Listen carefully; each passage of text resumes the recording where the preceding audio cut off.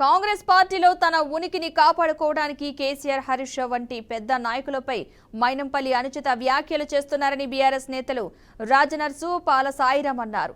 సిద్దిపేట జిల్లా కేంద్రంలోని MLA camp కార్యాలయంలో నిర్వహించిన సమావేశంలో మైనంపల్లిపై మండిపడ్డారు. హరీష్ రావు పతనానికి ప్రణాళిక రూపొందిస్తున్నామని మాట్లాడిన కాంగ్రెస్ నాయకులకు అది ఏనాటికి సాధ్యం కాదన్నారు. కాంగ్రెస్ నాయకులు చిల్లర పనులు, చిలిపి చేష్టలు మానుకుని సిద్దిపేట అభివృద్ధిపై ప్రణాళికలు రచించాలని హితో పలికారు. సొంత నియోజకవర్గం మల్కాజ్గిరిలోనే గెలవలేకపోయిన మైనంపల్లికి హరీష్ రావును విమర్శించే స్థాయి లేదన్నారు.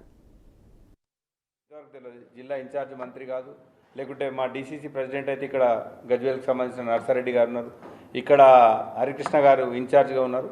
ఏది ఏమైనప్పటికీ వాళ్ళు కార్యకర్తల మనోస్థైర్యాన్ని దెబ్బతీస్తురా, లేకుంటే సిద్దిపేట కాంగ్రెస్ కార్యకర్తల ఆత్మగౌరవాన్ని తక్కువ చేస్తురా మాకు తెలుస్తలేదు.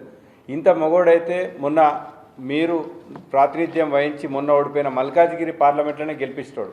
అమ్మకు అన్నం పెట్టలేనోడు పిన్నమ్మకు బంగారు గాజులు చేయించినట్టు మైనంపల్లి హనుమంతరావు గారు వారి స్వంత మల్కాజ్గిరి కాన్స్టిట్యున్సీలో ఉన్న ఆ కాన్స్టిట్యున్సీ వచ్చే మల్కాజ్గిరి పార్లమెంట్ స్థానాన్ని కాంగ్రెస్ పార్టీ గెలుచుకోలేకపోయింది. వాళ్ళ తనయుడు ప్రాతినిధ్యం వహిస్తున్న మెదక్ శాసనసభ కూడా మెదక్ పార్లమెంట్ పరిధిలోకి వస్తుంది. అక్కడ కూడా ఈ స్థానాన్ని కూడా కాంగ్రెస్కు గెలిపించలేకపోయాడు. నిన్న గెలిపించలేని వ్యక్తి రేపేమో చేస్తాడనేది కాదు.